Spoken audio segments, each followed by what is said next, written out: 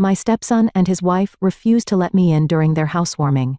She even said, "It's $1,300 for non-family entry," demanding money. When I said, "Okay, I'll leave," and walked away, they laughed. But 3 days after I went to the bank, their house. "What brings you here? No way you can come in since you're a stranger." My son and his wife, who had been living with us, decided to move out after building their new single-family home. Their new house was finished, and today was the housewarming party for friends. I decided to go to celebrate, but my son and his wife turned me away at the gate, saying something unbelievable. "If you really want to come in, pay an entrance fee of $1,300. Her words were so outrageous that I was stunned. To call me a stranger? When I'm her mother-in-law and we lived together until recently. To come for a housewarming and be asked to pay an entrance fee. And such an exorbitant amount at that, while she smirked. As I digested what she had said, a raging anger began to boil inside me. Thinking back, she had always been extremely rude when we lived together. She looked down on me, yelled at me, and treated me like a servant, making me do household chores and take care of the grandchildren. Especially with the grandchildren, she would often leave them with me to go out. My son was entirely on her side, and it seemed like a lie that we used to be close. Before his marriage, I couldn't take it anymore. I decided to teach them a lesson. With a blank expression, I looked at them and said, "Okay, then I'm going home." My son and his wife, able to drive me away, were laughing with a sense of victory. Turning my back on their new home, I headed straight to a certain place. 3 days later, "Hey, what is going on?" The reason my son and his wife rushed into our house pale-faced is my name is Grace. Since my only son Jack got a job and moved out, I've been living with my husband in a spacious house. Although I say he's my son, there is no blood relation between us. He was born to my husband and his former wife. But regardless of blood relation, I have loved him as my own child. And he has cherished me like his real mother. Since my son became independent, I've felt a bit lonely. But I've also enjoyed the freedom from parenting, and have been dedicating myself to my job every day. My husband and I both work at a company run by his brother. It's a small family-owned business, and both of us hold positions there. Thanks to both of us working and holding positions, I think we live a relatively affluent life. We were living an ordinary happy life. But I never expected we would face such a situation. Life is unpredictable. 3 years after starting his job, my son married a woman who also works at the same company. She was a beautiful woman with a great figure, and anyone would say she is beautiful. When I saw them smiling at each other during the family meeting and the wedding, I felt very reassured. A while after their marriage, I received the news that my daughter-in-law was pregnant. "Oh, congratulations. When is the baby due?" "Thanks. The due date is still quite far off. Is everything okay? You sound really down." Happy to hear the news of my first grandchild, I congratulated him. But his voice was somber. I asked him if there was a problem, and he started speaking in a feeble voice actually. According to my son, his wife takes great pride in her appearance. Since becoming pregnant, she couldn't stand the side of her belly growing, and her figure becoming fuller, and she was becoming increasingly hysterical. Every night she would step on the scale, look in the mirror and scream. My son would console her, saying, "It's proof that the baby is growing well. It's not that you've gained weight," but it seemed to have the opposite effect on her. My daughter-in-law saw my son as a husband who didn't understand her troubles, and her irritation only grew. Unable to endure her daily verbal abuse, my son felt overwhelmed. "I can't support her by myself, please help." He pleaded in tears, asking us to let them move in with us.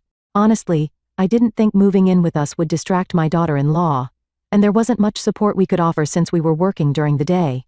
I told him that, but sympathizing with his plea that he might collapse if he continued to live alone with her, I consulted with my husband, and we decided to let them move in with us. From the day my son and his wife moved into our house, my impression of my daughter-in-law worsened.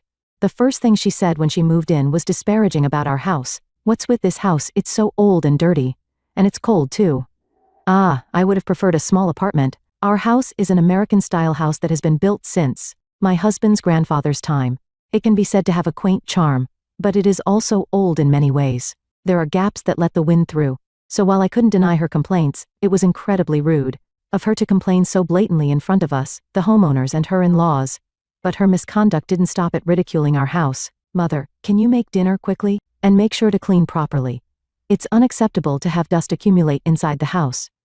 What if something happens to the baby that's about to be born?" My daughter-in-law began to treat me like a servant and throw derogatory words at me. I once admonished her attitude, but she retorted, "I'm pregnant. What if I miscarry because of stress?" and refused to change her disrespectful behavior. I thought it unlikely she would miscarry just from that. But it's true that pregnant women are delicate and can't be taken lightly. I hoped her attitude would calm down after giving birth. Surely she was just irritable because things weren't going her way during pregnancy. Hormones would also be fluctuating, and she must be suffering. With that in mind, I reluctantly chose to endure her tyranny silently. A few months after my son and his wife started living with us, my daughter-in-law gave birth to a healthy baby. My husband and I were overjoyed at the birth of our long-awaited first grandchild. Exhausted from childbirth, my usually noisy daughter-in-law was quiet for a while postpartum, and we were able to enjoy a brief period of peace. However, about a month after the birth of the grandchild, our household became even more miserable than before. Soon after the birth of the grandchild, my husband was killed in a traffic accident. Stunned by the sudden loss of my husband, I managed to hold his funeral and returned home. In the living room, my daughter-in-law, who had not attended the funeral citing postpartum exhaustion, was sitting heavily on the sofa where my husband used to sit. Noticing my return, she hurled insults at me. Now that he's not around, even if he was hardly ever home because of work, the house feels a lot more spacious. It's kind of a breath of fresh air. I couldn't believe the words she said with a snort and doubted my ears. But she continued to denigrate my late husband, clearly disrespecting him in her heart. While my husband was a workaholic, I respected and loved him for his dedication to his work. Having my husband ridiculed by my daughter-in-law, who complained daily and acted haughtily without even knowing him well, was infuriating. Just as I was about to argue back, my son began to say something unbelievable. That's really true. He was never home but always nagging, which was annoying, joining in with his wife and mocking my husband. I had hoped he would reprimand her, but instead, he made the exact opposite remark. Stunned and at a loss for words, they said what they wanted and retreated to their bedroom. From that point on, my son's behavior flipped. He always just watched as his wife disrespected me and acted poorly, never calling her out on it. But after my husband's death, he began to agree completely with his wife and started to berate and command me. My son, who had never been rebellious since childhood and had a good relationship with me, his stepmother, suddenly started to act terribly. Could it be the influence of his wife? But apparently, I was the only one who felt that my son's attitude had suddenly changed. The reason his wife looked down on me, it seems, was that she had heard from my son that I was not his real mother. I know, you're not Jack's real mother, right? I heard he never really saw you as a mother. Besides, acting like a mother and bothering him all the time was annoying, and he said he had been putting up with it because of his father, but actually wanted to leave home. When she told me that, I felt as if the ground had collapsed beneath me. I couldn't believe my son thought of me that way. Smirking, she said, "That's why I have no reason to respect you either," and left. I stood there, stunned, watching her walk away. Moreover, the behavior of my son and his wife escalated. Not only hurling insults at me but also dumping their child on me and going out to play. They completely ignored my circumstances and went out day and night, saying they were going out with friends, doing whatever they liked, shopping and drinking. Sometimes, they would even go on a 2-day trip just by themselves on weekends. What were they thinking, leaving their breastfeeding grandchild and going out to play? Every time they dumped the grandchild on me, I protested. But they wouldn't listen. On the contrary, they even said, "You should feel privileged to spend time with your adorable grandchild." The worst part was them dumping the crying grandchild on me at night. "Hey, I was sleeping well, and you woke me up. Make him stop crying quickly. Having my sleep disturbed every night like this is unbearable. Make sure he's taken care of so he doesn't cry at night. It's natural for a baby to cry at night. No matter how well I take care of him during the day, a crying baby will cry." To demand that I fix that, and to dump the responsibility on me without trying to solve it themselves, shows they lack awareness as parents. Although I felt unjustified anger, if I refused to take care of my grandchild, he would probably be neglected. Unable to abandon my adorable grandchild, I had no choice but to take care of him as my son and his wife commanded. As time passed, years went by. My grandchild grew healthily, and began to become less demanding, truly adorable. My son and his wife still dumped the grandchild on me, and continued their lifestyle of going out. One day, when such days had become the norm, my daughter-in-law suddenly started being unreasonable. "I've had enough. This old shabby house is driving me crazy." Since the beginning of our cohabitation, she had complained about our house. Perhaps she couldn't take it anymore, or maybe because it wasn't much of a burden to leave the grandchild with me anymore. She suddenly started whining about wanting to move to a beautiful new house. Astonishingly, my son joined in, saying, "Actually, I've been putting up with this old-fashioned house for a long time," and they both expressed a desire to move. Although they complained, I thought they wouldn't actually move. While blocking out their constant whining, I lived on. However, a few months later, my son and his wife really did buy prime real estate in the city center and built a new house. "Now we can finally say goodbye to this rickety old house," they jubilantly said. Though I had my thoughts, I breathed a sigh of relief thinking I was finally free from them. On the day their new house was completed, I visited my son and his wife to see the new house as a celebration. When I arrived, there were many people there, including my daughter-in-law's friends, and her parents. Surrounded by many people, my son and his wife were proudly showing off their new house. They seemed busy, so after a quick tour of the house I decided to leave. When I approached them, they visibly showed displeasure and rejected me. "What brings you here? No way you can come in since you're a stranger." Stunned by their declaration of no entry, I was speechless. Then, as if she had thought of something great, she smirked. "If you really want to come in, then pay an entrance fee of $1,300. Her outrageous demand left me stunned. To call me a stranger when I was their mother-in-law, and we had lived together until recently. To come for a housewarming and be asked to pay an entrance fee, and to be confronted with such an exorbitant amount, while she smirked. As I digested what she had said, a boiling anger began to rise within me. Thinking back, she had always been incredibly rude even when we lived together. She looked down on me, hurled insults, and treated me like a servant, making me do household chores and take care of the grandchildren. Especially with the grandchildren, she often left them with me to go out. My son was completely on her side, and it seemed like a lie that we used to be a close-knit family before his marriage. It might be unavoidable that he doesn't think of me as his mother, but I thought I had raised him with love as his real son. Yet the moment my husband died, he stopped pretending and began to treat me superficially. Does he not feel any gratitude for how he was raised? I felt as if my kindness had been repaid with betrayal, and anger reddened my mind. I couldn't take it anymore. I was determined to get revenge. With a blank expression, I looked at them and said, "All right then, I'm going home." "Oh, you came all the way here and you're not coming in? Well, that's fine, don't come back ever again." They laughed loudly as they drove me out, turning my back on their new home. I went home, and then straight to the bank. 3 days later, "Hey, what is going on?" My son and his wife with pale faces rushed to our house. They stormed in as if they were about to kick down the front door, but I dealt with them outside the entrance without letting them into the house. "Please stop shouting like that. You're bothering the folks next door. Shut up. The real issue here is, why is our bank account is empty?" I admonished them without trying to hide my annoyance. But my daughter-in-law snapped back as if my attitude didn't matter. The bank account was empty. Knowing exactly what was going on, I suppressed the urge to laugh and casually said, "Oh, the bank account? I transferred all the money to another bank account. From now on, you'll have to pay for your living expenses, mortgage, and even clothes and drinks by yourselves." "What?" Hearing my response, my son and his wife were speechless. In fact, since they started living with us, they had been using my bank account for all their expenses, not only the living expenses and child-rearing costs, but also the money they lavishly spent on clothes and luxury brands, and even the down payment and land purchase for the newly built house had all been paid from my account. Looking back, I wish I hadn't spoiled them so much, but ever since I remarried my husband, I had always felt sympathetic towards my son. He lost his biological mother when he was young, and just after his own child was born, he lost his father. Although there was no blood connection, I wanted to support him as a mother. Indeed, I thought I had to. So, despite being insulted and treated terribly, I endured it and did what I could for him, thinking that was my way of expressing love. However, with this new house incident, I finally ran out of patience. If my son had become such a foolish person, then I was done. Perhaps my husband had anticipated such a day would come sooner or later. Before he passed, he said, "If something happens to me, cut ties with the son and his wife." When I first heard those words, having no bad feelings towards my son and his wife, I was surprised and asked why he would say that. Then my husband explained that he felt my son was foolish in every respect, and that the wife he chose was also a troublesome person. He spoke with specific episodes, but at the time I couldn't believe they would act that way and doubted my husband's intuition. However, the strong tone he used, unusually firm for him, was memorable.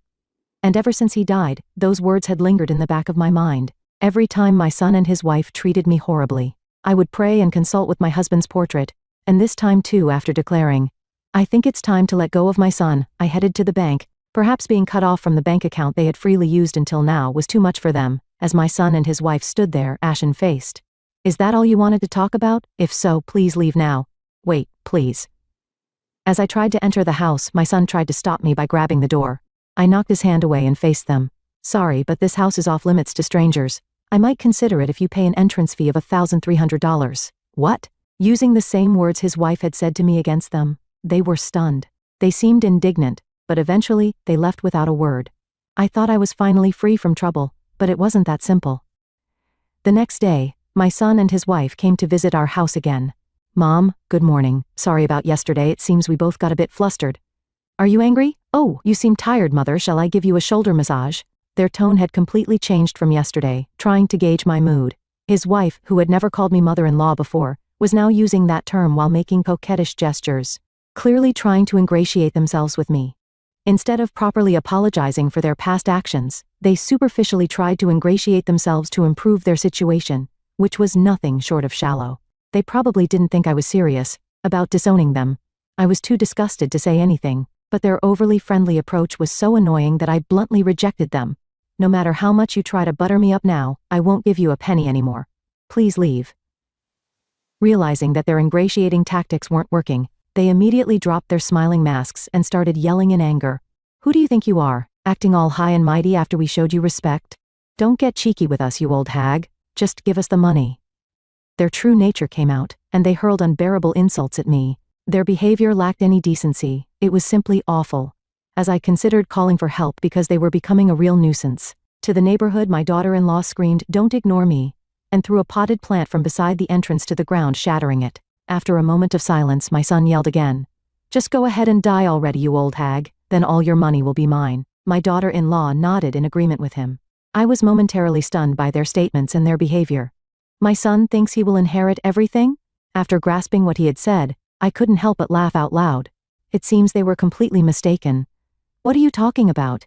You don't have any inheritance rights. What? Don't make stuff up. They refused to believe it, but as I explained the facts, their faces grew pale. The truth is, I never legally adopted my son. Legally, he's just my husband's stepchild, and he has no rights to my estate. For my son to have inheritance rights, I would need to adopt him or write a will. And of course I have no intention of writing such a will. The only remaining option would be adoption. But I have already filed a non-acceptance declaration to prevent him from doing so unilaterally. In other words, unless I change my mind, there is no way my son can inherit my estate. So, even if I die, I will not give you any money. Now if you understand, please leave quickly. But, completely relying on inheriting my estate, the fact they learned was obviously a shock, and they were speechless and dumbfounded. Despite my urging them to leave, my son and his wife wouldn't move. Exasperated, I picked up my smartphone and made a call. "Hello, is this the police? Actually, a potted plant at my home was broken. Yes, the culprits are still in front of me, so could you please come and arrest them quickly?" What? The police. I called the nearest police station. I had reported the destruction of the potted plant by my daughter-in-law as property damage. Realizing they were reported to the police, they trembled and fled from my home before the police arrived. Watching them hastily flee, I finally felt that the problems that had plagued me 4 years were resolved, and I sighed with great relief. Later, although the potted plant was broken, I decided not to press charges as I had no injuries, and I just wanted to drive my son and his wife away from my home, considering the potted plant was not that expensive. I decided it was better to let things go without making a big fuss or risking retaliation. Sometime later, I heard through the grapevine that my son and his wife continued their extravagant lifestyle, which nearly ruined them. Thinking there was still money in my son's account, my daughter-in-law didn't stop her spending and used her credit cards. She miscalculated badly. There wasn't much savings in my son's account. As a result, my son couldn't keep up with the mortgage for their new home and his wife's spending, and he started to accumulate debts. The debts became so overwhelming that, in desperation, my son even embezzled money from his company. He was quickly caught and dismissed from his job. Drowning in debt and now unemployed, my daughter-in-law demanded a divorce, implying she had no use for him anymore. However, my son refused to agree to the divorce, and their argument eventually led to a lawsuit. Astonishingly, during the legal battle, it was revealed that the grandchild was not my son's child. In other words, my daughter-in-law cheated on my son. This added financial problems to the situation, making their divorce even more of a fight. They're still tangled up in a nasty legal dispute, always hurling insults at each other. As for me, I've been freed from the troublesome issues with my son's family that had been a headache for years, and I've been able to devote myself more to my work. As a result, our company's sales have multiplied, and both the staff and my own reputation have improved. There's no further promotion or salary increase, but I wasn't particularly interested in that anyway. Instead, I want to work harder for the employees who look up to me. Now alone in the spacious house that my late husband and I shared, I continue to live here. Every day, I talk to my husband at the portrait and spend my days peacefully.